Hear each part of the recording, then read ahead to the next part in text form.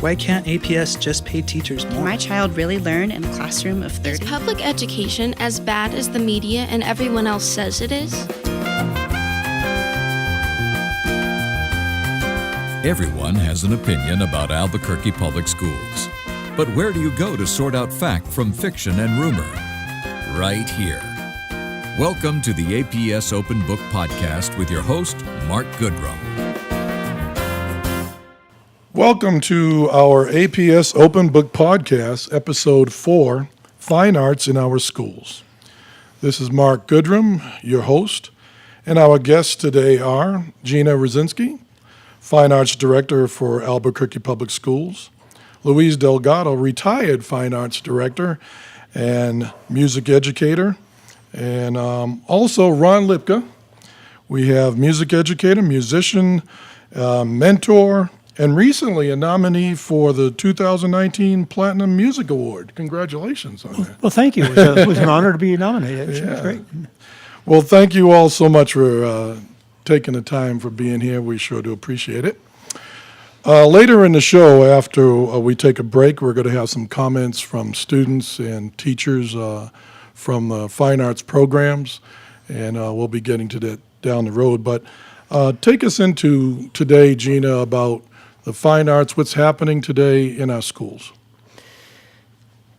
The school year 18-19 is a pretty exciting time to be in fine arts in APS because this year the APS Board of Education approved an expansion for our elementary fine arts program to be phased in over 5 years. Phase 1 and 2 have already happened.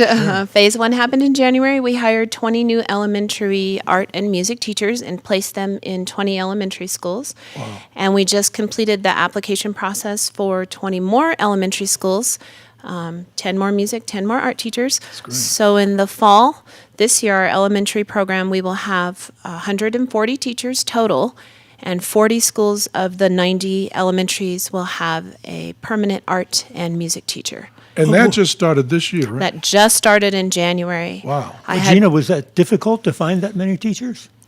We are in the process right now. It was a little difficult, especially in January, in the middle of the year. We do have some teachers that are already currently teaching in APS in general education or special education who would like to transfer over, but they didn't want to transfer in the middle of the school year, which were, that was definitely, I understood that. So this fall, we're just beginning interviews for the next school year, and it's looking really good. We have quite a few graduates from UNM coming up. Great. We have some people moving around from other places in APS and other school districts. And we're also taking advantage of the APS's international teacher program we have going on. And we have one new teacher just came to us from the Philippines. Right. And we have a couple more, I think will be joining our staff also. So in the middle and high schools, we have continual programming that we've had forever. Not forever, I shouldn't say that. We do have some schools with our drama programs. We have always band, orchestra, and choir is going strong in the middle schools. We have some unique programs also, such as steel drum band at Tony Hillerman. And in our high schools, similar, we have band, orchestra, choir, some mariachi programs, some ballet folklorico programs, also steel drums. So there's quite a lot going on, a lot of guitar programs at the middle and high schools also. And we were just reading about the Dance Institute. Is APS involved with the Dance Institute at all? There are several schools that are involved with the National Dance Institute, but that's a separate program from APS Fine Arts. So the blood is going. The blood is going. That's great. It's pretty exciting. We're also in a couple partnerships with the Kennedy Center, and one of those partnerships is Any Given Child, which is a city, county, and APS initiative. So we have identified 8 schools to be elevated arts, is what we're calling them, and we're working hard to get them some additional fine arts experiences and teaching artists into their schools as well. What does that mean, elevated art? What is it going to It's in collaboration with the city and the county. It will be a lot of teaching artists and experiences, things like that, that we'll bring into those 8 identified schools, and also some staff development for after-school providers to continue programs like drama and those types of things in the after-school programs, so that the kids have if they can't get that opportunity during the day, things like NDI or things like that, they'll be in the after-school. Are those all programs. certified teachers teaching the They're after-school not programs? the teaching artists won't always be certified teachers, but they will have gone through. We're setting up in partnership with the Santa Fe Opera, a training that those teaching artists will need to go through in order to be in the classroom with the students. Basic things like classroom management, those types of things. So we are having a press conference next Wednesday at the Albuquerque Museum to announce the 8 schools for the elevated arts. Wow. So, and one of them is a middle school, and the other 7 are elementaries at this point. That's exciting. So, yeah, it's a very exciting time to be in fine arts. You might in pull some of APS. us out of retirement. Yes, please. I don't think so. Right. That's great. I'm just really excited about that because it has not always been that case. It seems like there's an upswing and things are moving. And Luis, give us a little history. Not that they were the dark ages, but No, it was. We went through a period which you could label the dark ages, but going way back into the 30s and 40s. I mean, APS has had presence of fine arts in its schools, particularly in the secondary schools because of their electives. And so you had band, choir, orchestra, drama, art, visual art programs in the schools. This goes back, from my knowledge, way back to the days when Virginia Lapine was in charge of fine arts programs. And when she retired, Dale Kempter took over the position as director of fine arts. And he continued working with the school board to get support for the fine arts. At that time in music, we had elementary band and orchestra where they had itinerant teachers that would go to the elementary schools and deliver instruction and curriculum. and what year was this about? Just for some I would say this was in the perspective? 60s and Okay. 60s, 70s. Even as far as to when all of the cuts took place in the 80s. Right. But there was a presence of fine arts, like I said, especially at the secondary schools, because it was very visual. I mean, it was out there. The music programs performed for the public, the drama programs performed for the public. So it was something that the public was used to seeing and attending. Not so much at the elementary school, but there were some programs. There was elementary music and art, but the programs were quite small, and so they continued under the leadership of Dale Kempter and Jim Bonnell. Diane Bonnell was the elementary music specialist, and we had an art director, Peter Fitzpatrick, was in charge of all of the visual arts at that time. And then in the 80s, we had a series of budget deficits. It was a hard time for schools, not just APS, but all around the state. Right. As far as funding from the state, there was just after the Big Mac tax cut in the middle 80s, there were a lot of unfunded mandates that were coming through to the school districts, and so they had to meet those mandates. And so consequently, what happened is there's programs that were cut, and unfortunately what was targeted was at the elementary level primarily. So we lost elementary counselors, we lost nurses at the elementary level, we lost some PE teachers, and we lost all of elementary art and elementary music. Was that when, and you stirred a thought, was that when a lot of the band teachers, elementary, sort of moved up to middle school? Absolutely. Okay. Because we had itinerant teachers doing orchestra and band, but there were no more programs, so they had to be placed in positions within the school. They couldn't lose their jobs because of union contracts, et cetera. So they were placed at middle school positions, or as an assistant role, maybe at a high school or 2 high schools.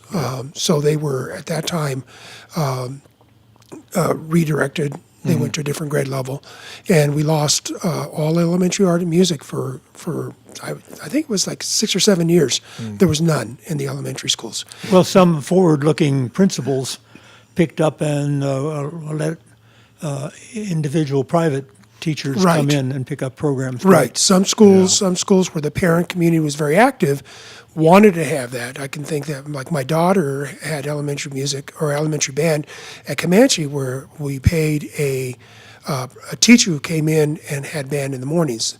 Dennis Chavez and Georgia O'Keeffe. Yeah, there were a number of schools that did that. Some programs did continue, but it was not. They were not official APS programs. They were PTA funded or PTO funded programs. So what happened is, at that time, elementary orchestra and elementary band started at the middle school level, which in some ways was better, because instead of a music class twice a week where they would make, or 3 times a week where they would make minimal progress, when they switched it to elementary or to middle school, the classes met every day, Right. with a certified teacher. And the progress that the kids experienced was much faster, and developmentally, they were more ready to handle that kind of instruction. So, Because before they'd started in the 5th grade, is that right, 4th or 5th grade. String started Yeah, in 4th fourth grade, grade. and Fourth, band instruments started in 5th grade. And quite frankly, at a lot of times, those kids weren't quite ready for handling the instruments. So after about like 6 or 7 years without elementary programs, in the middle of, I want to say, 95, 96, there was actually a budget surplus that year. And Peter Horoshak was the superintendent of the schools, and he held some parent community meetings, and the message he heard was, we want elementary music and art back in the schools. From the community. From the community, Right. from the parents and the community members, some of the like arts organizations, et cetera. They certainly made their voices heard. And so he used half of that surplus that year for closed campuses at the high schools, and the other half was to start an elementary music and art program. And that was 1996. Janet Kahn was appointed or hired as the coordinator of fine arts. Right. And so she held meetings with all the interested parties in the city to develop a fine arts plan, which would guide the reintroduction of elementary fine arts. And so there was people from the community arts organizations, certainly the school district, the university. Right. Anybody who was a valid and interested partner was invited to attend. Grassroots, right. And so she heard the message very clearly from the principals that they did not necessarily want band and orchestra, but they wanted general music for everybody. Right. They did not want a pull-out program like we had before. They wanted music for everybody, or art and music for everybody. So what we settled on at that time was general music and general art instruction, rather than specialized instrumental instruction. So that started the elementary music and art program. And we started with 11 art teachers and 11 music teachers. Right. And we were able, in the ensuing years, for the 3 or 4 years, we were able to hire 1 or 2 more to add to that staff. But what really was the catalyst for the growth in the elementary fine arts program was in 2003 was the passage of the Elementary Fine Arts Education Act in Santa Fe. The legislature that year, under the guidance and the guidance of Senator Max Call from Santa Fe, he introduced a bill that would fund elementary art or music, or elementary fine arts, I should say, because it includes dance and drama, for the elementary schools in New Mexico. Because there was, at this time, because of all the tax cuts, and like I mentioned before, all the districts had suffered setbacks as far as budgets.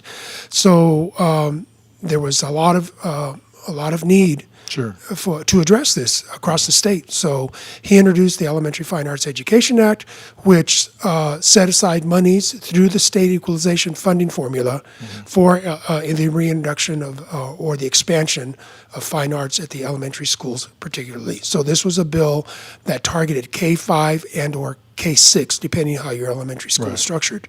Now, that was funding that couldn't be canceled by the districts. Absolutely, because it was guaranteed through the funding formula. Right. So every district was guaranteed to be able to access this money, but you had to do an application for it. But there was enough money, I believe. When we first started, we were getting like $50 a student, And then it was the multiplier kicked in, and so the next year was $100 a student, and then pretty soon it was the full values to the point that the state was the full amount of the Fine Arts Education Act was like $33 million for the state, across the state, and so all the districts were able to access that money. Now, for Albuquerque, that meant right off the top that we were starting with, a couple $1 million extra to start expanding our program. And to the point of when I finished my term as Director of Fine Arts, our allocation through the FAEA was closer to $10 million to help with staffing and to pay primarily salaries and supplies and materials for the program. That's great. So the expansion cost the district nothing for the most part. What the district did is whatever they used the money from the state to supplant what the district was originally putting in. And so it really didn't cost the district anything to expand and continue expanding the fine arts program. Well, fortunately, you had a fine arts department established when this money came on. Well, it was established at the same time. Well, no, it was, you're right. Janet Kahn came in Janet earlier. it was 96 when we started the fine arts program. This came by later, and so we were already established. So Janet did take the lead. Janet was very instrumental in lobbying and advocating for the funding at the state level with the legislature, along with the New Mexico Activities or the New Mexico Advisory Council on Arts Education, and continue to advocate with the legislators and the governor for the funding and expressing the need for the funding so that it wasn't taken away. And it's not a grant; it's actual guaranteed funding. Right. Because I remember at one time it was threatened. Right. Yes. Yeah. Yeah. We got It all was, got together. I believe it was the first and second year, and the governor at that time, Bill Richardson, decided he wanted to use the money for another reason. And luckily for us, he made that announcement right when the the New Mexico Music Educators All-State Music Conference was going on. So at that time, there were people attending the All-State concerts from across the state. So we were able to get our message out real quickly. And the governor's office and the legislators, they received over 1,000 phone calls, which really did get their attention about why that was such a bad idea. Yeah. And so within a week, we were meeting with the governor to explain the entire situation, after which he was very gracious. And he said, nope, this is something that needs to be done, and we're going to see it through. All of this is so important for our listeners to hear because this doesn't get put out there. All you see is the downbeat, and there's so much work that is being done behind the curtain and been done behind the curtain. So it's good information to be put out there and to know what has been laid down and moved forward so we can get to this point where we are now. And Mark, I would just like to add too that this expansion that I spoke of earlier with the addition, that APS is funding that. That Really? goes above and beyond what we are receiving from the state. Yeah, So that was the point I wanted to make, is that the APS started the elementary fine arts program with APS operational funds, then supplanted, and now they are once again funding the expansion. Right. And about 4 or 5 years ago, we were able to leverage the funds from FAEA to expand into the middle school to hire middle school choir teachers and drama teachers to be able to expand fine arts offering at the middle school. Because if there was one spot that was like no man's land, it was the middle school. Yes. We were able to address the needs at the elementary, and we've always addressed the needs at the high school, but middle school always seemed to be lacking. Stepchild. It was the stepchild, exactly. So we were able Especially to leverage choir funds. and drama teachers, Especially right? choir and Because drama. it wasn't funded in the same way. Right. It wasn't funded. The secondary teachers are not funded the same way as the elementary. They are all school-based positions. So even though the funding, the allocations come through fine arts, they are school-based. So if a principal thought that he had other pressing needs in his school, he could cut those programs. And I often wondered when I found out about that, how did that come to be? Because band directors are funded through the district, correct? Yes. Right. Right. Yes. The So- secondary teachers are funded through the district. Right. But like you said, the chorus and drama, how did that come to be like? Historically, that's the way it was when Dale Kempter was director of fine arts. It was set up that way. Guitar teachers, drama, choir, all of those were school-based teachers, and it was up to the principal if he wanted to have them or not. Right. Whereas the band directors and the orchestra teachers Were were funded through the district office. And subject, Right. not to interrupt, subject to dropping that program. Absolutely. And that Right. was a problem, correct? Right. So it was 3 years ago that Luis wrote like an addendum to the FAEA to expand it to the 6th grade, which is how we're now funding the choir and drama positions. Okay. Right. And I'm excited for the fall this year because this will be the first year our entering freshmen into high school choir programs have had choir since 6th grade. There you go. So I'm hoping to hear from these secondary choir teachers that the middle schoolers have now come up more prepared some skills, and with a more- place to more go skills. because they had general music in elementary, and then if there was no choir at their middle school for 3 years, then they got to high school and went, oh, I think I remember liking that in 5th grade, but now they've had 3 years off. Well, so I'm now- excited to see the fall. Now, has that been a major problem hiring adequate certified choir teachers? I have been question. able to get choir teachers for the middle schools. Okay, that's amazing. That's been, yes. I only have one that didn't get funded, and that was because the school has a very difficult schedule, because they are 0.5 positions. So most of them teach at 2 schools. Yeah. I want to mention two other events or things that happened during my tenure in the fine arts office that were really very beneficial to the fine arts program, particularly music programs. And that was one of the passage of the mill levy. It started about 13, 14 years ago, Right. where they started including a percentage of the mill levy for the replacement of fine arts equipment. right. And so what happened as a result was every school, middle and high school, was guaranteed a certain amount of money every year for equipment replacement. Whereas before it was just kind of hit and miss depending what the principal wanted to do or whatever the parent groups, booster groups could Right. manage to raise funds for. So it was very important because it was a huge support for replacement of instruments, replacement of equipment for theater programs, for music programs. Band uniforms? Right, and band uniforms became part of that, so The band uniforms were part of the mill levy. Yes, Right. I didn't yes. realize that. Right, so now the band uniforms are on a scheduled replacement cycle.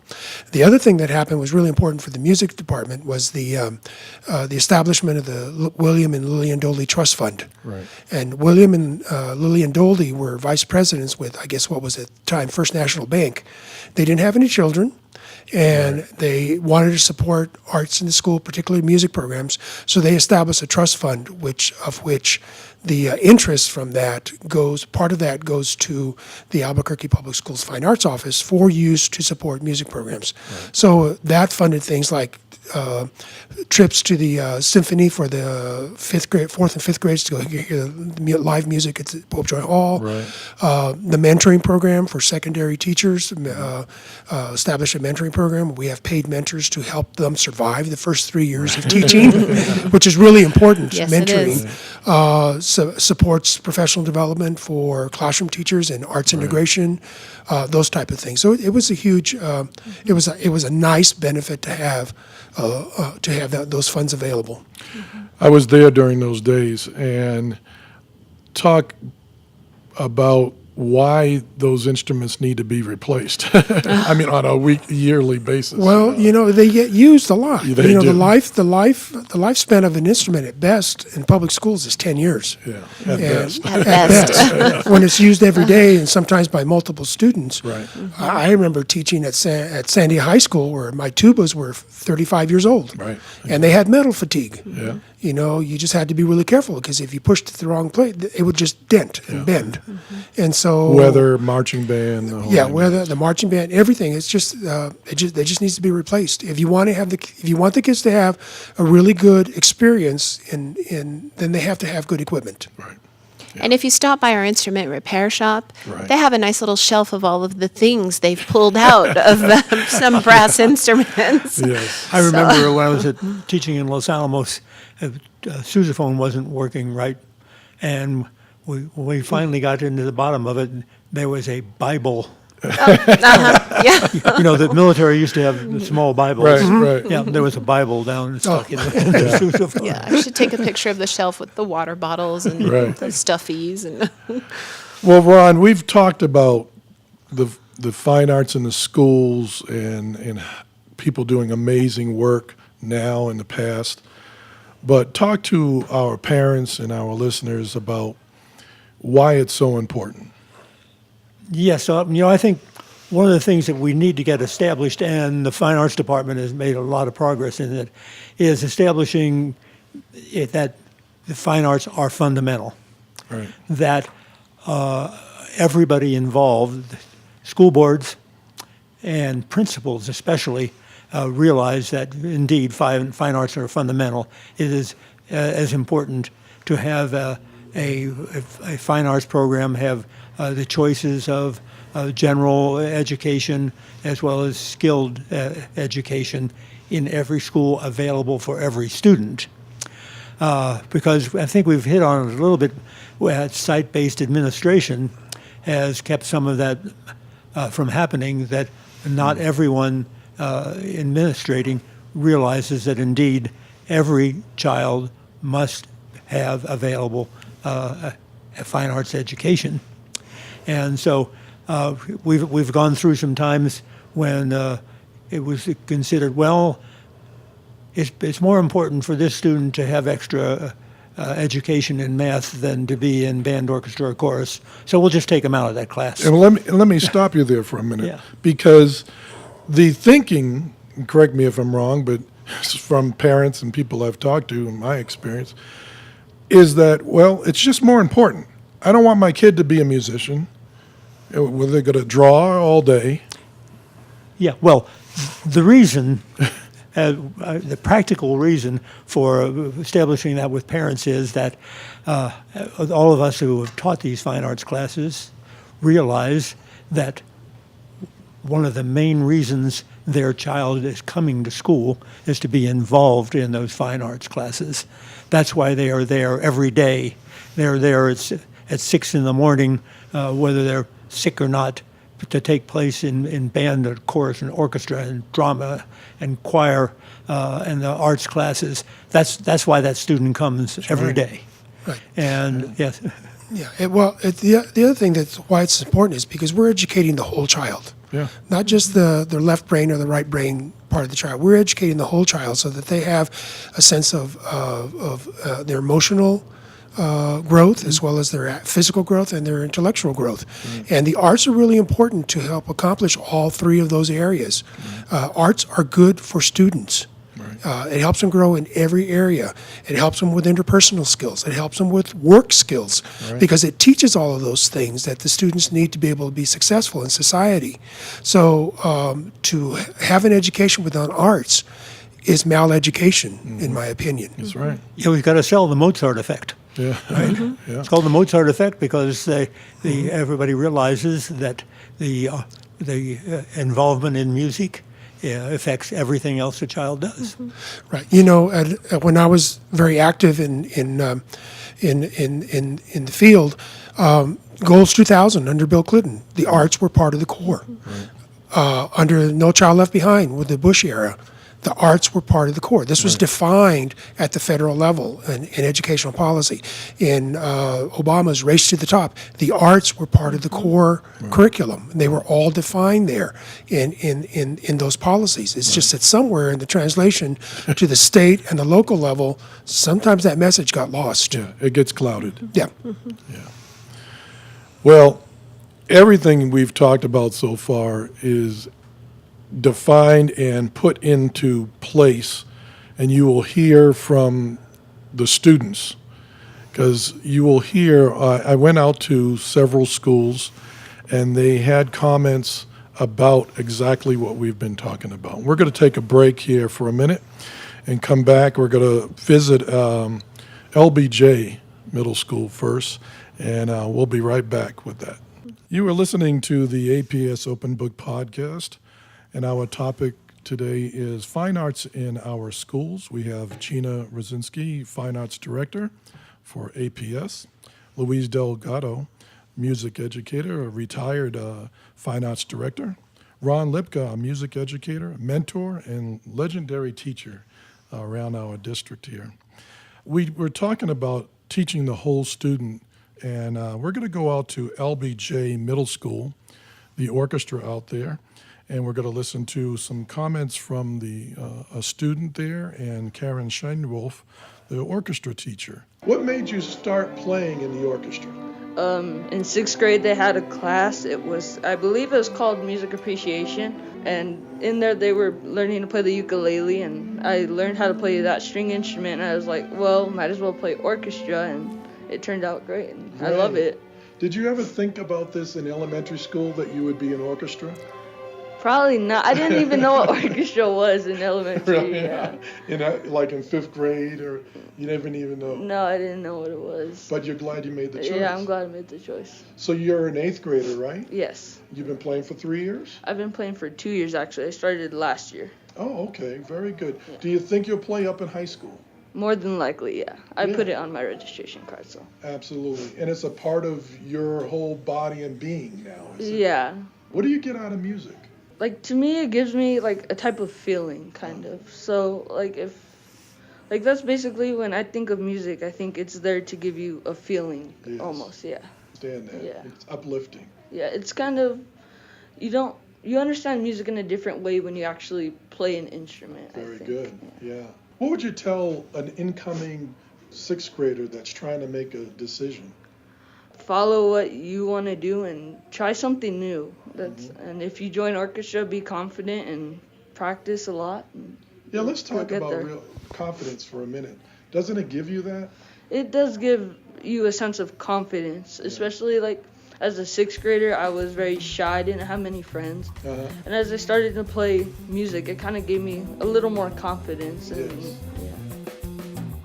Tell the audience, why should fine arts, orchestra, music be in the schools? I can't think of anything more personal or more human than music. Yeah. And music is a language all of its own, just like English or Spanish, and it's a way of communicating to people who you are and what you believe in. Yeah. And I'm so glad that our fine arts department is going to extend that so that more elementary school kids can do it, because who doesn't love to sing? Right. Oh my gosh. And then just to see students when they fall in love with an instrument and love to play it, it chokes me up lots of times. Just to see students this age performing what they can do and giving it their all and just loving it and sharing that creativity with me is just, it's what gets me up in the morning. I know. I'm right there with you. Yeah. I'm a parent,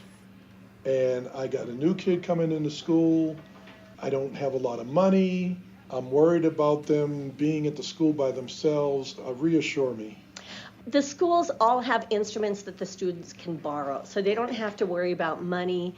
There might be a few peripherals, but the schools can always help with that, because we want to get every single student that we can involved in music, because we know that music fires the brain in different ways that doesn't happen just alone, or just in an English class, or just in a math class.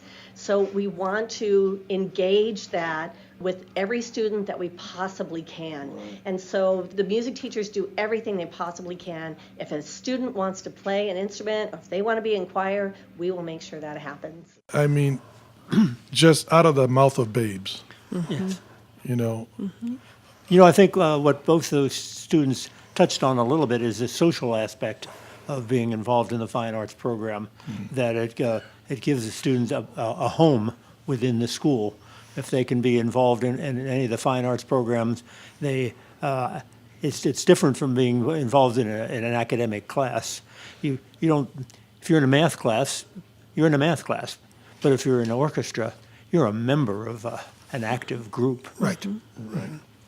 I love the fact that she expressed about how it gives her a feeling.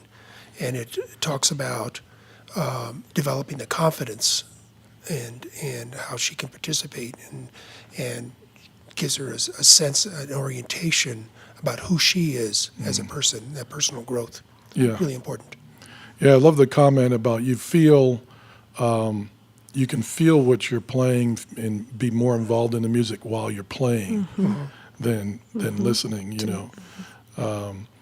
Because I just can't express. I sit in front of the low brass section in the band we play, and when the trombones and the tubas come in, it's like, whoa, you just feel it in your body, in your soul.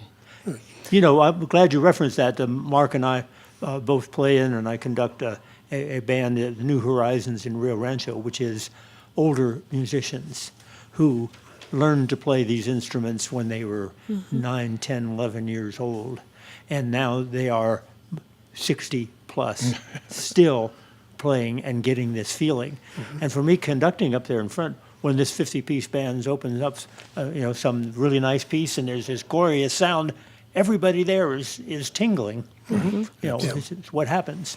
And if you're missing a person not there that day, like your first flute player or your first clarinet player, I think that's the other piece that these kids feel too, especially in middle school, that if I'm not there to cover my part, then I'm not disappointed, but they're going to notice I'm not there. Absolutely. Where if I don't show up to my math class, you know, and that's not to say no one would completely notice, but there's more of a responsibility and an ownership of I need to be there because they're counting on me to play my part to make the whole. Right. Yes. So that need to come to school for that and that engagement when they're there, I think is really Yeah, I wanted to address what Karen Shitwolf mentioned about creativity, because creativity and looking at it in the broader picture of the arts, creativity is really important, whether it's through music or drama or visual arts or dance.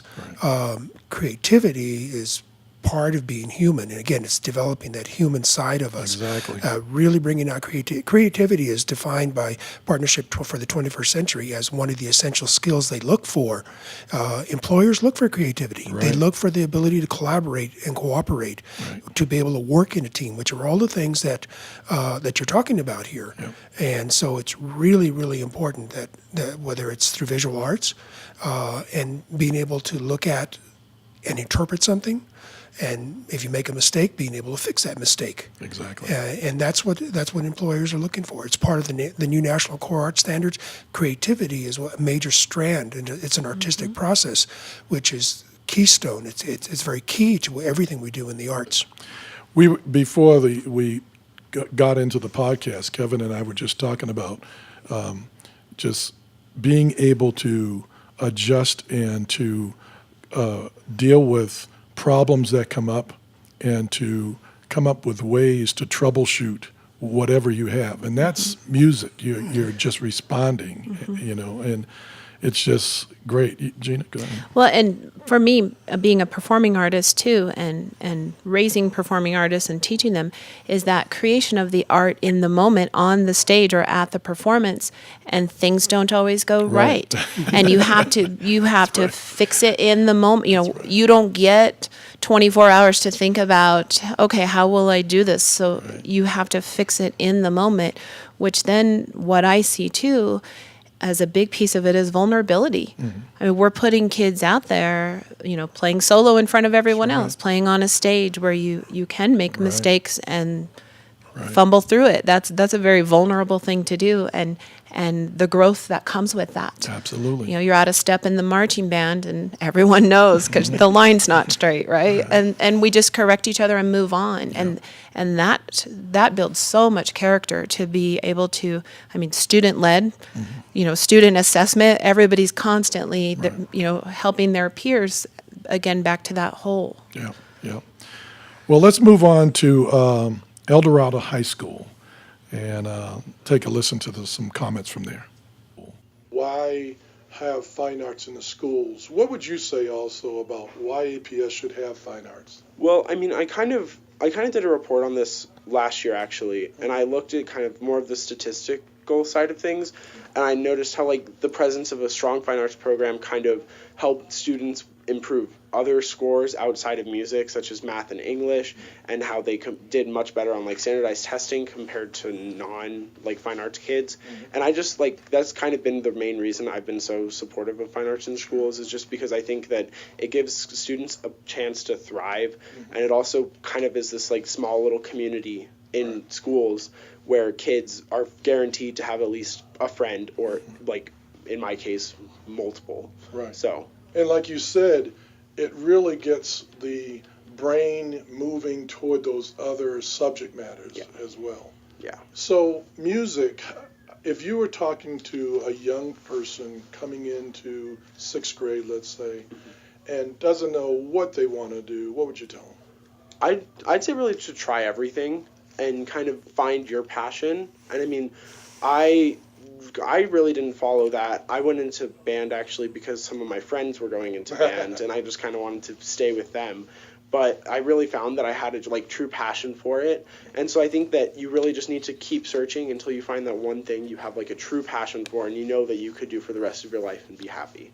Speaking of the rest of your life, so what is the next step for you? So I'm going to college. I'm not quite sure where yet, but I'm for sure studying music education. Oh, okay. And I hope to be a high school band director someday.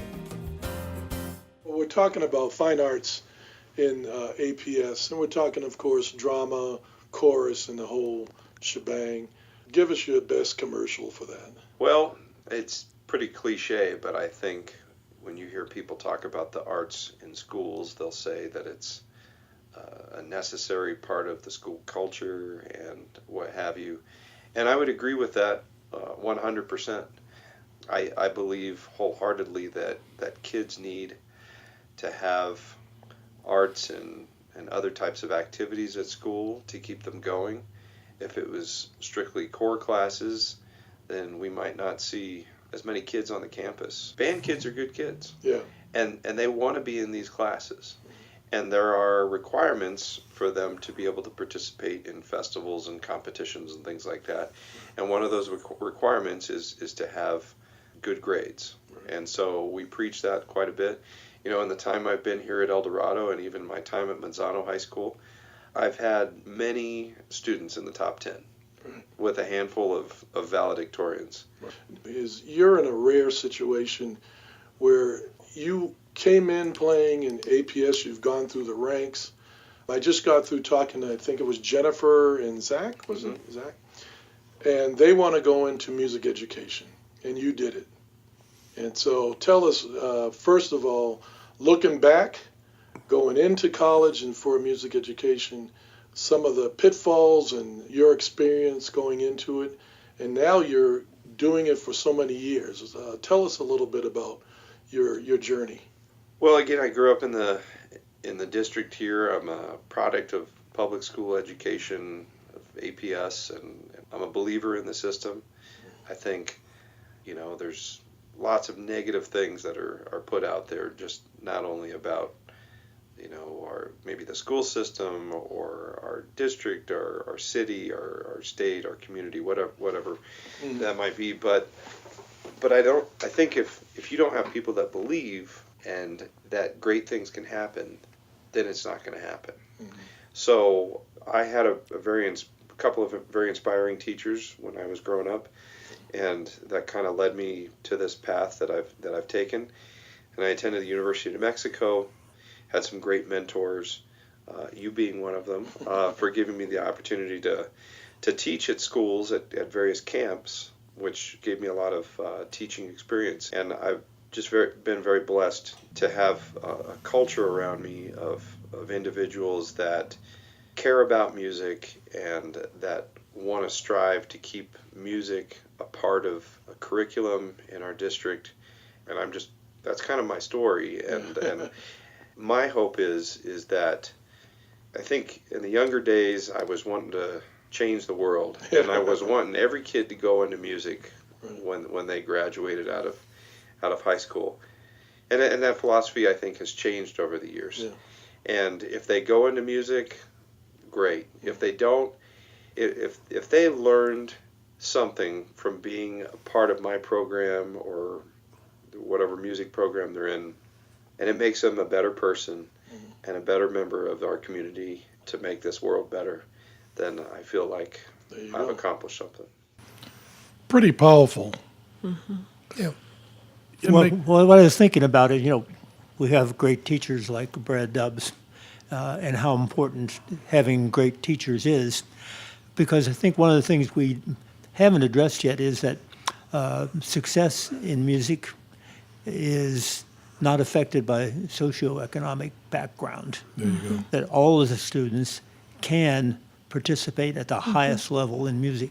You know, I taught 14 years at El Dorado, Golden Ghetto as it was called when it first started, but also 7 years at Rio Grande High School in the South Valley.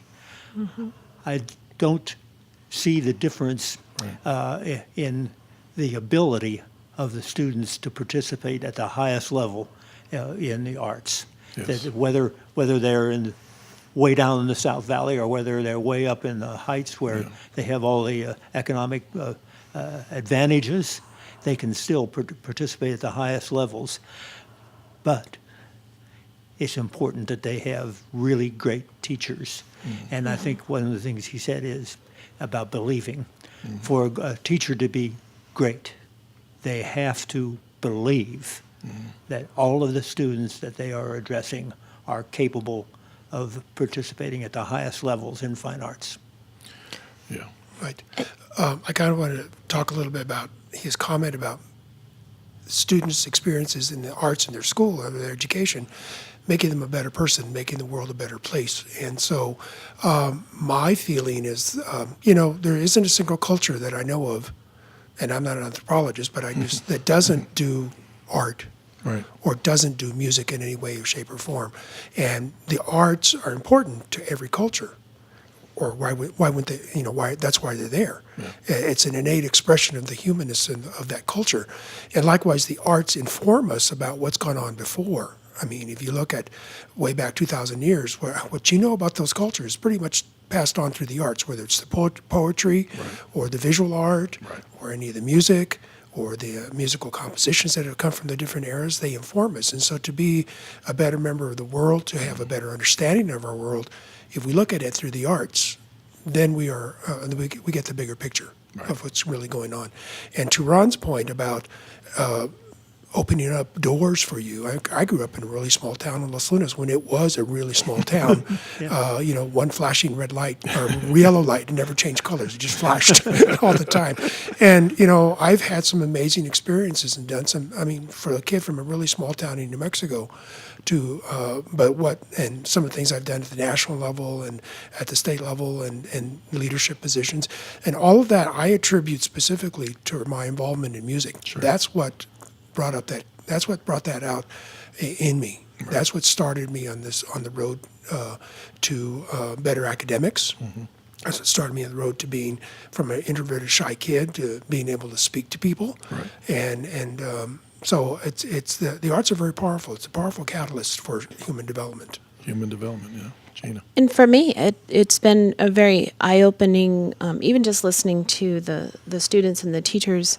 So many of us still here in Albuquerque, I'm a product of APS myself, and of a single parent in the 70s who didn't have money. I did not own my own cello until I was in college, and it too was donated.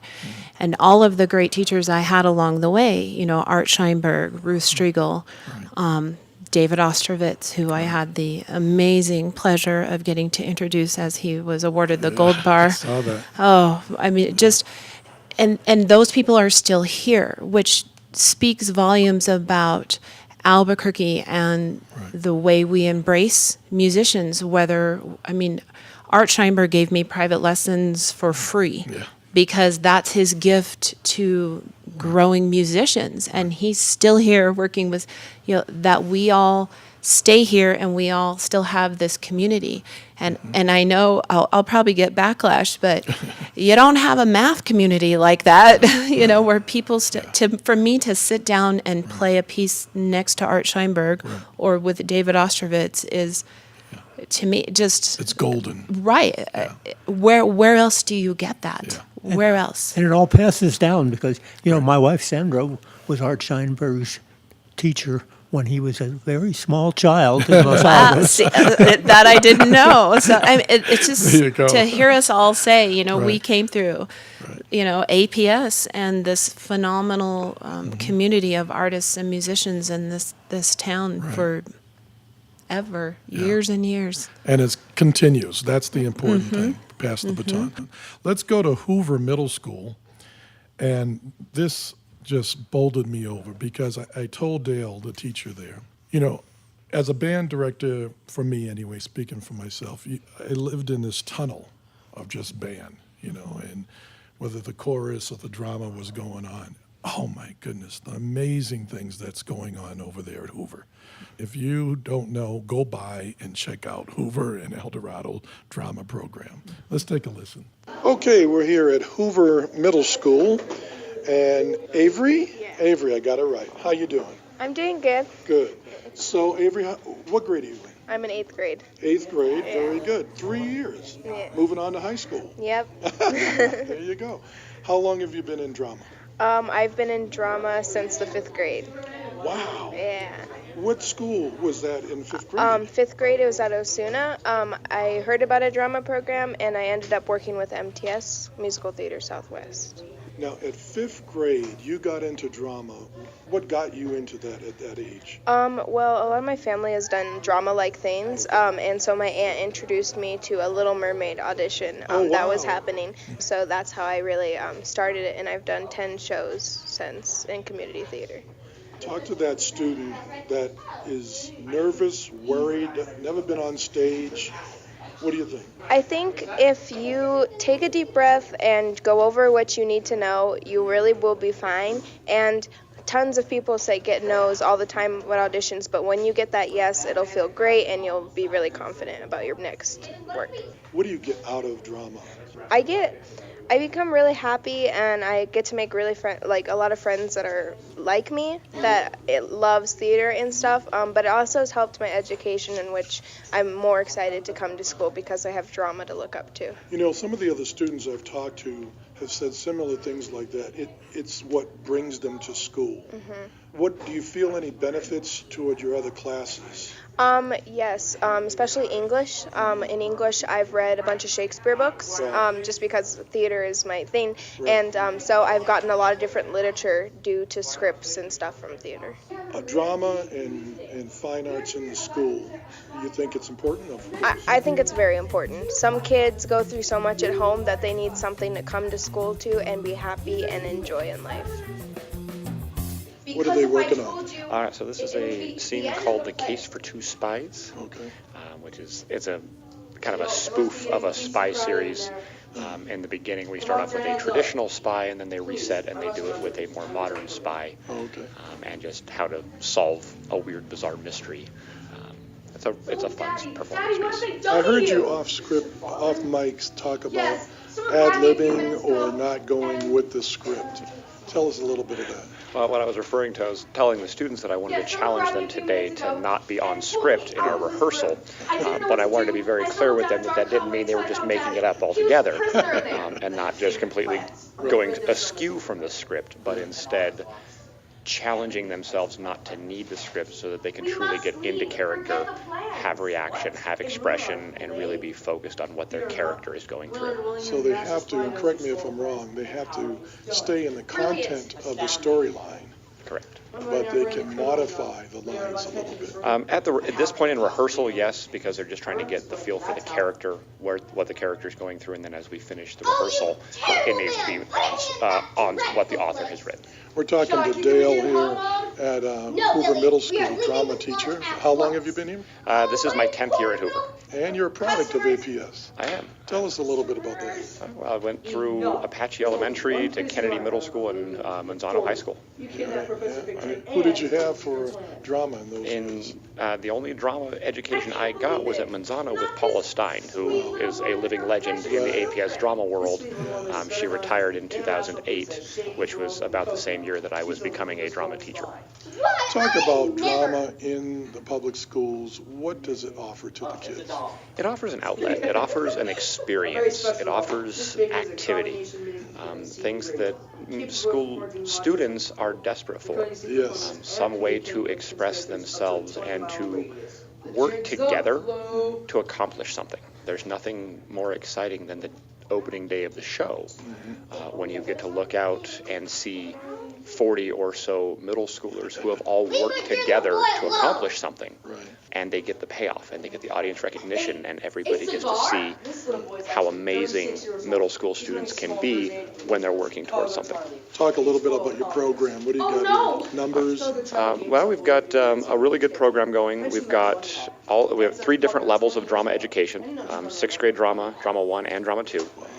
We offer an all-year-long drama club. We go to the George Nason Drama Showcase Festival every November, where we perform on level or above level with a lot of the high school programs around, and we get 5s, excellent reviews every time. We do a yearly spring play. We've just finished our play this year, which is called Life is Like a Double Cheeseburger. And we got to see a lot of great stuff. The Life is Like a Double Cheeseburger, we were only about the 17th group to ever perform that play. Wow. It's a brand new play that just got released like in August. Wow. Yeah. That's amazing. You love what you do. I can see it in your face. I totally do. I have the best job in all of APS. Getting to come teach drama every day to middle schoolers who are just ready to experience things and ready to show what all they can do. They keep me on my toes. They keep me guessing. But I find that if I let them go with it and I let them experience their theater education, they get a lot out of it and they teach me a lot as well. Last question. I'm a parent. I've got my kid going into middle school. I'm worried. What will you or drama give to my kids getting into this kind of program as we go? It'll give a lot. Number one, it will give them a sense of purpose, a reason to show up. They get to work with their friends building something. Theater is all about constructing stories, constructing events.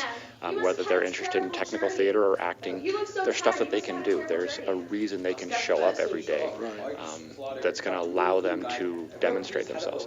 I'm a very shy person in my everyday life, but you put me in a drama room and I have no problem talking as much as I want.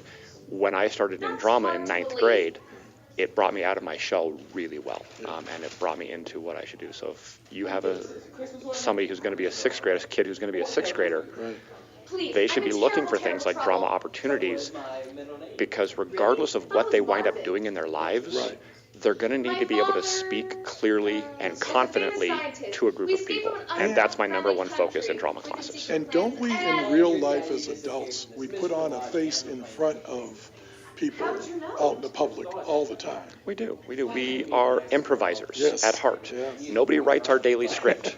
We don't know what to say at any moment in time. We're going to come across situations where we have to really quickly assess what's going on and figure out how to respond. And drama helps you understand that. That's good teaching out there. Mm-hmm. Boy, he said it all, a reason to show up. Mm-hmm. That's it.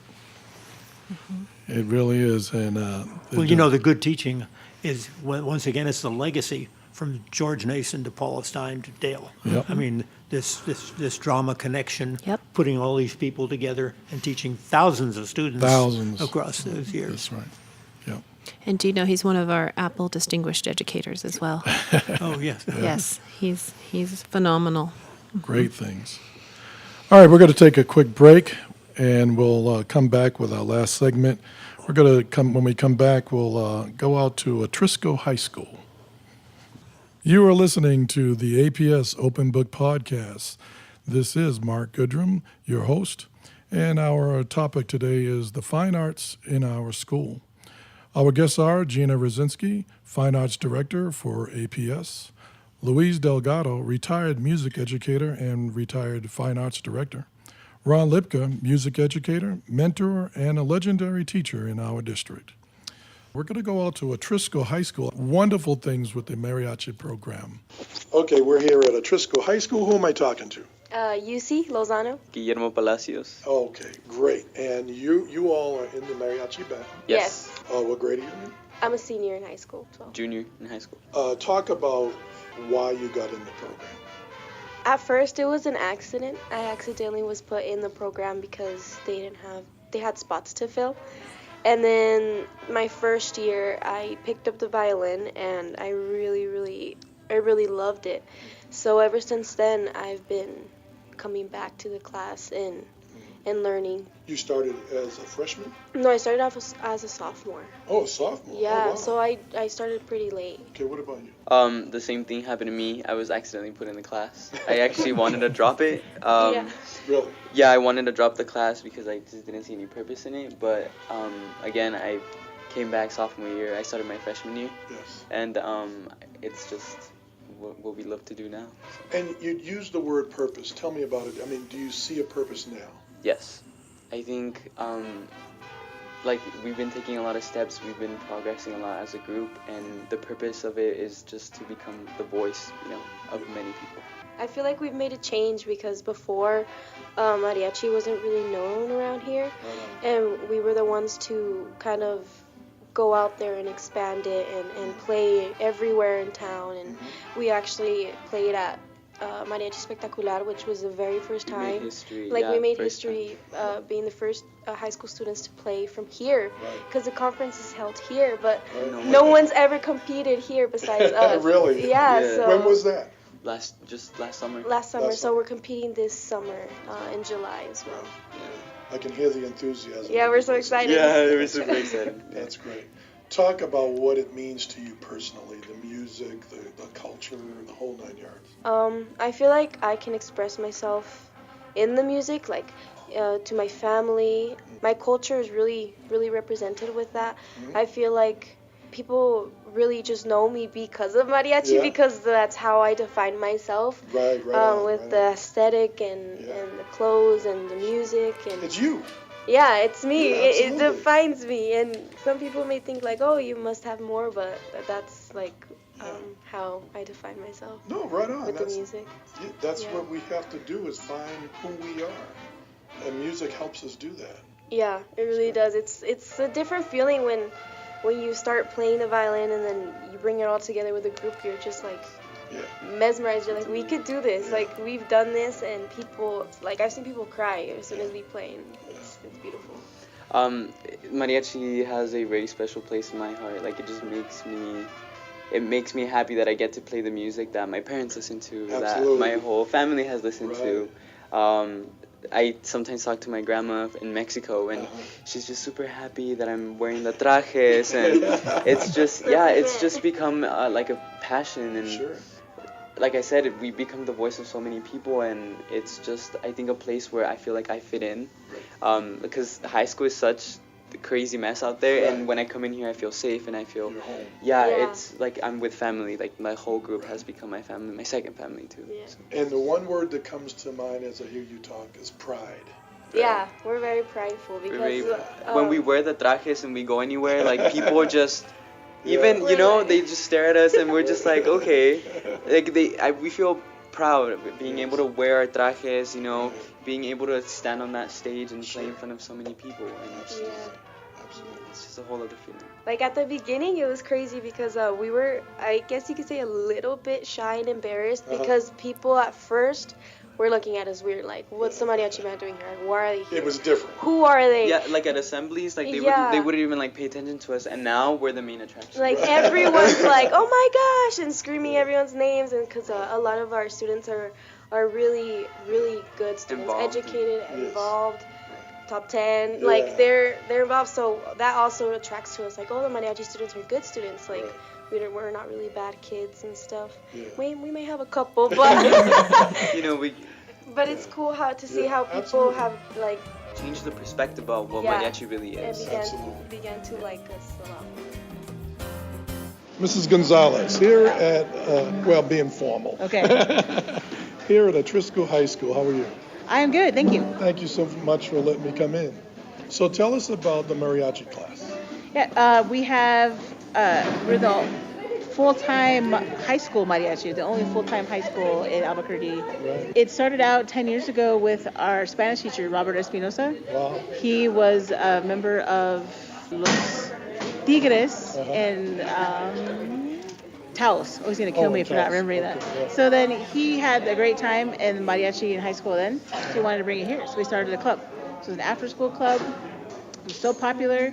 it ended up becoming a class you could register for as part of modern languages. And how long ago was that? This was about 10 years ago. 10 years. When I first started. Yeah. And then one year, they had a class with over 60 kids enrolled. Wow. So they knew that it was popular. They had to do something about it. So that's when they made it a full-time program. Wow. And now we have 137 kids enrolled. Right. 3 beginning classes, intermediate, and advanced that competes. Wow. Unbelievable. That's great. Talk a little bit about the music, the culture, and just having the kids involved. What's interesting about this class is it offers beginning instruction in music at the high school level, which is very unique. And then you add in the fact that it is culturally responsive to the students here. Last time, this population of school has close to like 90% Mexican American heritage. So it really speaks to the school. I think that's why it's been so popular. Absolutely. So we have students who either were in band or orchestra as middle school students. It didn't quite fit with their culture. And then they have another opportunity to continue their music education. And I've seen kids really flourish with the achievement that they get from learning an instrument at a high school level. Number one, it's faster for them because they're older. Yes. And number two, they're learning music that their family at home recognize. Exactly. So when they go home and they play Allá en el Rancho Grande, they're like, oh, I know that. Exactly. And then the parents come to the concerts, and we have a pack that's Packed about 500 capacity. It's always packed. Yeah. It's always plenty of people there. So there's a lot of pride in it from the students and myself and the administration. Everybody really supports it. And the best part about it is the bilingual SEAL program. They recommend students take mariachi for their fine arts, either this or ballet folklorico. Wow. So then we have students that are working towards their bilingual SEAL. Right. And then in this class, we typically do the class in both languages. Oh, So if you look wow. at all the anchor charts and word walls, Yes. we're teaching the words in English and in Spanish. Right on. Yeah, so that is really unique. Oh, man. Yeah, a lot of people who visit the class say, I didn't know that a treble clef was called La Clave de Sol. That's really interesting. Yeah, So everybody learns a little bit about it. So the goal for this class is that they continue playing. Right. So the skills they learn here, whether they're just Take going it to, on. they get a guitar after dinner and play some folk songs for their family or play in church. Right. But we just had 12 seniors that are graduating this year. And that's a pretty big number for a music class. Because most seniors don't have to have their fine arts credit. Right. We had 12. Yeah. That's a big number. And all those 12 are saying they're going to join the UNM Mariachi, Mariachi Juvenil de la Universidad de Nuevo Mexico. Right. They're going to continue there. And a lot of them said they want to start their own groups. That's great. And that's the legacy that this class is going to do. If we pump 100 musicians out into the community every year or so, it's the whole city is going to be better for it. And you've only been here for 2 years, you said. It's my second year, yes. Yeah, you're loving it. I have the best job. Well, there's no other music profession other than music ed. That's Exactly, just there's nothing else. Seeing a student start at nothing and then just be able to play a scale and tune. Right. It gives me tingles just to work with these kids doing that. And then mariachi is my passion. This is my dream job. Yeah. I remember, let's see, 15, I don't want to say how old I am. 15 years ago, I was in a music ed program saying, I want to teach mariachi education. Right. And that panel of teachers said, you're nuts. Yes. It's not a thing. You can't do it. Yeah. And so it was always my dream. I knew that someday I was going to be able to do it. And after teaching band and orchestra, elementary music, choir, I worked my way up and the opportunity came and I was a willing participant. And it's the hardest job I ever had, but it's the most satisfying at the end of the day. And I think I pulled about a 70-hour week last week with senior banquet and senior concert. And I came back the next day ready to do it again. There you go. Yep, that's how you know it. I'm pretty sure it's my second year here, but I think I got another 30 or so years in me. So they're going to have to wheel me out of here. They're going to have to tap my shoulder when the concerts are over because I have no hearing. But I'm still going to do it. Pride and culture. Wow. Yes. There's so much I could say about that. I mean, the two students and yeah, the pride and culture and just that connection, when he talks about his grandmother and how proud she is that he's wearing the treja and playing music of their, and yeah, there's just so much. And I do want to say also that this is the without the bond passing, it's these students in particular that I think about, because we didn't buy instruments for students. Now this year, the APS has swept the money to a pool to reallocate it. These are the students I think of, because we do buy those trejas, and we buy those specialty instruments, the guitarrons and the vihuelas, and that's not happening now. And they're the ones, and then to hear them talk like that and think, The other thing I want to say here too about Carolina, the director, is there is no particular mariachi curriculum. She has written one. And it's a mixture of very traditional kinds of things, and then very standards-based also. So. And she had to overcome the disrespect of many other teachers who had the same kind of tunnel vision that Mark has talked about. I have tunnel band and orchestra, and Carolina had to overcome that to become accepted as a mariachi teacher. I'm so glad that program is really blossoming at that school. I pushed to try and get mariachi introduced in the public schools when I was director of fine arts. It was very hard to get it going. I mean, they have a huge flourishing program in a lot of the Texas schools, especially along the border, and Las Vegas has mariachi at all of its high schools. California, they're really in all the schools there. But here, where we have here in Albuquerque, it just didn't seem to take off, and so it was important to kind of get that started, and I'm hoping it gets replicated in other schools in the district. Absolutely. I love the comment about when she talked about the students that just didn't find a home in those other areas, but then came to the mariachi, and that was where they found it. And that's what it's all about. Yeah, music programs have a tendency to do that. They create a home for the students and that meet the needs of those students, whether it's the guitar program, mariachi program, a steel drum program, all of which are in the schools at this point. They find the students that are attracted to those particular forms of music. Absolutely. And I'd like to speak to that as well, because having been a cellist, fourth grade on, when I discovered Mr. O, he actually discovered me in a practice room where I shouldn't have been. It was, that's where I felt that bit of, I didn't have private lessons. I wasn't going to be first chair in the orchestra. But in guitar, it was different. We didn't sit by how, good we played the guitar, or it was a very different way. And that's where I started feeling very comfortable, and which then made me appreciate and stay also in orchestra. I found my family in both of those, the structure, the more kind of traditional, and then the more relaxed. Yes, and folk and family, and so it's not always band is for everyone or choirs for everyone, but all within that connection is the music. Yeah. Out of the mouth of babes, one of the students said, "Find your passion," and then an APS provides that a lot of times in fine arts.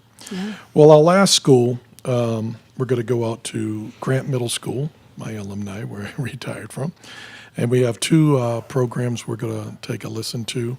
First one, and we'll come back and talk about that one, and then we'll finish up with the chorus. The first one is going to be the visual arts, the art class at Grant Middle School. Well, art has actually changed my life a lot, because a lot of my family members actually know how to sketch or draw very well. And I can tell how they're feeling and what they're doing and how positive they are. And in some moments, I usually take what they have, and I would usually try to sketch what they have, and I would usually usually draw patterns around it. And I would usually do zigzags, squares, circles, something like that, and I would just add a little shading to it, add different things to it, and that's what it really did, and it really took a change in my life most of the times, because some hard times that I had, I would usually just pick up my drawing pad and I'll usually just write patterns of how I'm feeling, what I'm doing, and usually when I'm mad, I would just draw like aggressive patterns. Right. But I would still like do them perfectly. Sure. Because there's like certain patterns like triangles, squares, circles that would express how you were feeling. Yeah. So you have a lot of background on APS and the fine arts, and talk to the audience a little bit about that. Why in the world I need to have fine arts in the school? Yeah, well, fine arts is an easy way to show your expressions of how you feel. Right. Unfortunately, a lot of these kids don't know that I have some training in interpreting their art, Right. and I can identify some of their feelings and maybe even report them to a counselor. Mm-hmm. So if I have certain kids using a certain type, Right. I never reveal Mm-hmm. what the types I'm looking for, or that would give me an alert, because some kids just like to act out and say, look at me, I'm doing this or whatever. Art is important in as far as two-dimensional art that we mostly do. We do some sculpture as well, but it's important in every aspect of every class. Sure. To the way that they present their writing, the way they may present a PowerPoint on the computer. Sure. Everything relates to art. In middle school, we go through quickly. We do a lot of things, but we do a short amount of time. And then in the high school, they might spend the whole semester, the whole year on just drawing, or just clay, or just photography. So as they get older, they get more of a focus. In elementary school, they have very structured lessons, but again, like my lessons, they have a lot of chance for creativity. Yeah. But in the middle school, the thing I focus on the most is to allow each child to be successful and feel successful. There you go. And if they follow my directions, if they follow the directions on taking the photograph, copying it 4 times on the phone, adding the background, it looks good. Yeah. And I learned that in my college. I have a master's of art education, that if you give a kid a formula for success, they'll feel better. That's right. And they can be as creative as they want within that formula. But any child can have a product that looks good. Being successful, doesn't it? I mean, everyone can find a spot in the fine arts and be successful and feel that accomplishment. We're just kind of wrapping up our art show season. It's been going on since February when we opened the Metro Art Show this year, which is high school and middle school art. And we're just getting ready to take down our elementary art show, which has been hanging at the State Fair for several weeks. And then we had another impromptu show at the opening of the new facility, Bonifacio Training Center. And it's been very interesting to follow some of these students, to see their artwork year after year, and having seen it as an elementary student, and then in the Metro show as a middle schooler, and then now as a high schooler. And it goes back to me looking, when I walk through it, it's that same piece that I spoke of before about the vulnerability and overcoming that fear of putting your work out there and having something so personal be, well, for lack of a better term, judged by people to, either like it or not. And that's what our teachers do too, is they give those students that confidence and that, that little nudge to hang that artwork and put yourself out there and accept that and be proud of that and own it. Yeah. Yeah, I like that Ms. Souza talks about success. So you take the success the student experiences in the art classroom, and through the study of the arts, not just visual art, but all the arts, you are able to engender success at other levels in particular. And the success becomes part of your life, becomes part of what you contribute to society. It contributes to the creative economy of our city and our state, because we do live in a very artistic place. Sure. So I think that it's really important that people recognize that the arts are everywhere, and they are part of our everyday life. And it's a big influence. For everything from architecture to the color of buildings to how things are designed and the function of things to how we entertain or entertain ourselves. All of this is really arts-based, and so it's important that the kids have that exposure and that knowledge in the arts world and the arts media in order for them to be successful. Right. All right, let's finish up at Grant Middle School with the chorus. Chorus is back at Grant Middle School, and we're so excited about that. And your name, I'm sorry? It's Kiara. Kiara and? Crystal. Crystal. All right, nice to meet you. So you're in the chorus at Grant Middle School, Kiara? Yes. And tell us about that. How do you like it? I feel like choir helps a lot of people. When you walk in the door, you kind of get a happy mood. You're kind of ready to go and sing and talk to your teacher and warm up and everything, especially since we're like a team and we're supposed to be a team and singing together. Uh-huh. And I feel like choir is a very good thing. Gets the endorphins going. Yeah. Yeah. You can't come in and be bored, is that right? Yeah, you can't come in and be bored ever. Yeah. Because if you are, your teacher's like, you can't do that. She's in your ear yelling Yep. at you. That's good, that's good. And who give me your name. Crystal. Crystal, nice to meet you, Crystal. So tell me about your experience.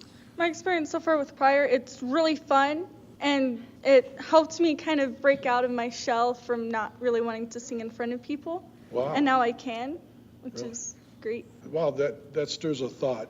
Tell me about that. How did it do that? You said you were sort of in a shell. Yeah. So pretty much in 7th grade, I wasn't very open about singing in front of a bunch of people until towards the end of the school year, and like this year towards the end, where I just completely opened up and was able to sing in front of people more instead of kind of just mumbling stuff to Right. myself. Does that help you in other parts of your life? Yeah. What about you? Tell me your name again. I forgot. Kiara. Kiara. I'm an old man, so Kiara. So do you think this has helped you in other parts of your life, Kiara? Socially, yes. Because, like Chris said, we kind of open up more, and you're supposed to be all out there. So after you leave this class, you're pretty much crazy in the hallways, and you're singing your part, and you're Right. remembering, and Yeah. it's helped me socially. Sure. And you stirred a thought in my mind. If you could take yourself ahead in the future looking for jobs, don't you think that will help you? Oh, yeah. Choirs Yeah. makes you social, and I think it possibly help you get a job Yeah. and, like, be open more. Okay, so now, Chris, tell us, you got a student coming in as a 5th grader, never, of course, first year going into middle school, and talk a little bit about why they may choose to go into chorus. Some of them may choose to go into choir to probably help out their singing a bit more. I know some people who have wanted to do that. And then they'll probably do it to break their stage fright and stuff. Deanna Amen, how are you? Mark Goodrum. Fine, thank you. How are you? Doing well. Fine arts, music, APS, students, how important is it? Oh my goodness, it's so important. We need to educate the entire child, the whole child. I hear a lot. I heard this morning that they're honoring STEM students with some kind of a reception or a signing day, and I thought, how sad that it's not STEAM. Yeah. Because we ought to be celebrating our students who are going into the arts as well as a vocation, really. It's a wonderful thing. I think it gives them a chance to be their whole people. They are beyond just the testing material that they have, I'm sure. And this is testing season, so I'm thinking about that. But I was not the kind of kid who really excelled at math. I was okay in science, and I was good in English. But where I came to life was when we could sing, or when we were on the stage doing musicals, or in show choir, or in all-state auditions, and accessing wonderful, wonderful music that changed my life. I see that for kids these days too. They will tell us, just looking at this piece of music that asked me to think about other people, or to bring peace, or to think outside of myself. Yes. That changed my life. So we're hearing that. We're hearing that all over the place, that this is important to them.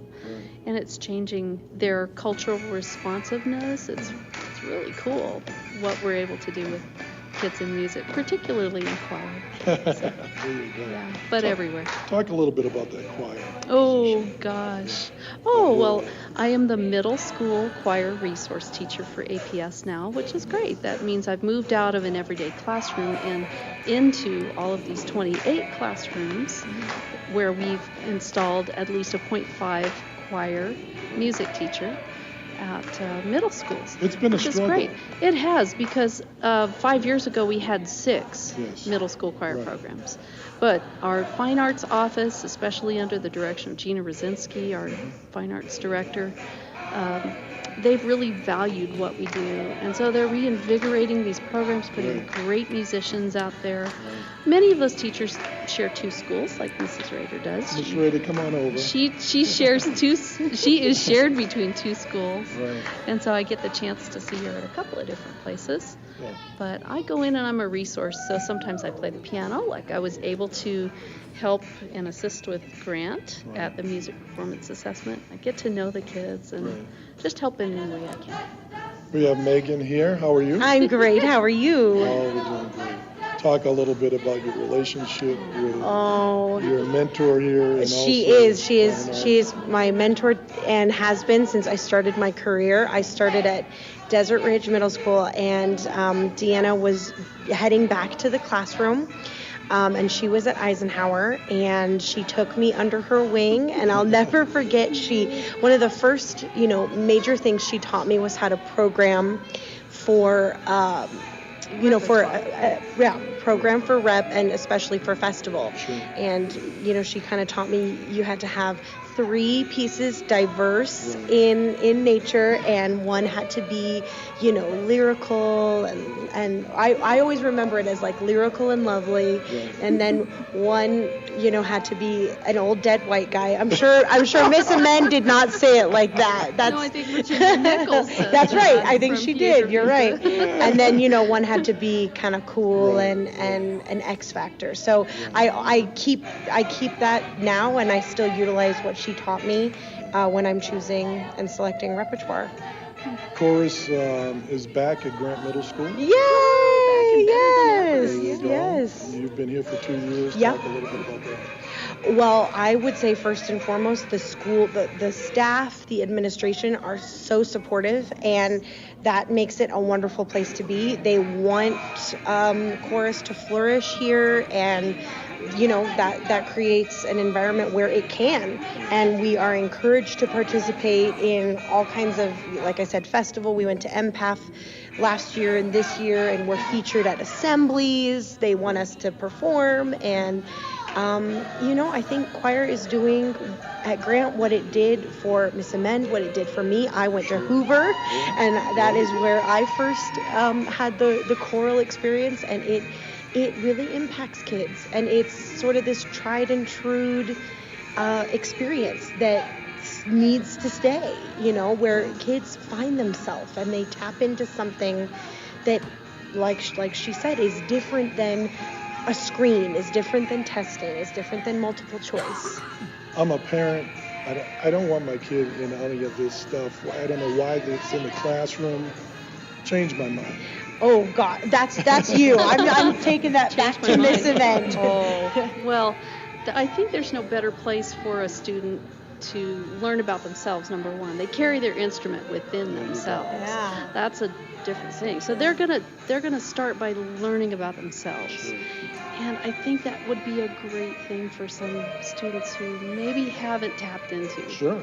Who am I and who can I be? Right. Maybe I can move out of what I think my future's going to be to something even greater. So I think they can just start to learn about themselves to begin with. But then I think they can also learn that it's important to be a part of a group. Yes. That it's important to get outside of yourself and not just, see beyond the end of your own nose. There you go. And know that there's a world out there that you can affect for good. I really think that's a way that we can come together as a group. Choir it's a group activity. It can't just be solo. Right. You can't just be the diva star. You do have to be a part of blending and balancing and all of those great words that we actually use in our vocabulary in choir. Blend and balance and timbre, the way we sound, and just the creativity and the beauty that we can bring.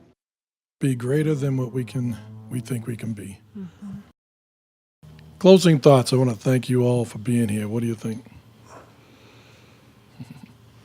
Wow. Gina? It's a good time.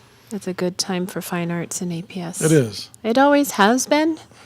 It just a little more, seems a little more visible with the expansion and the choirs and the steel bands and the mariachis going, representing at a nationwide conference here in Albuquerque. It's good things are happening across the board. Our metro, being on Colores. Mm-hmm. Yeah. A lot of people have done wonderful things in the past, and it's paying off now. Yep. And I want to thank you all so much. Thank you for having me as part of this discussion. This has opened my eyes to the greater things that are happening in the APS Fine Arts program. It's expanded so much to have something for everybody. Mm-hmm. And Ron, you've been a catalyst, the foundation of all of this. Mm-hmm. Well, thanks. I hope I've contributed something to changing people's lives for a long career. And it's been great, as I've said so many times, as a teacher of music, I never had a boring day. Absolutely. So many others, Louise, Dale Kempter, Jim Bonnell, just have paved the way. Yeah, absolutely. There's Albuquerque has a long history of providing really good experiences in the arts for its students. Mm-hmm. I just remember, going back just at statewide competitions or statewide events in Albuquerque's the groups that I heard or that are at the art show at the state fair, the work, the visual art work was just absolutely exemplary, and likewise for the music performing groups, that compares very well with what's going on in the rest of the state. And we have a lot of really good teachers, arts teachers in all areas here in APS. And I remember watching some of them at the UNM Theater Festival, some of the theater drama performances, and just being very, very impressed with what's going on. The level of education in the arts is really quite high. Mm-hmm. Absolutely. And it's been just a blessing to go out to these schools and listen to the groups and the kids articulate what's going on in their hearts and minds, and the teachers, and watching the work done. We want to thank the APS Media Office, of course, KANW, Kevin Otero, that works the magic here, our producer. And of course, we want to thank the listeners that download the podcast. You can find it online, YouTube. So with that, we'll see you next month for the APS Open Book Podcast. And don't forget, always keep smiling. This podcast is produced by Albuquerque Public Schools and KANW Public Radio. Special thanks to KANW Program Director Kevin Otero. Stay tuned for more meaningful conversation in the months ahead.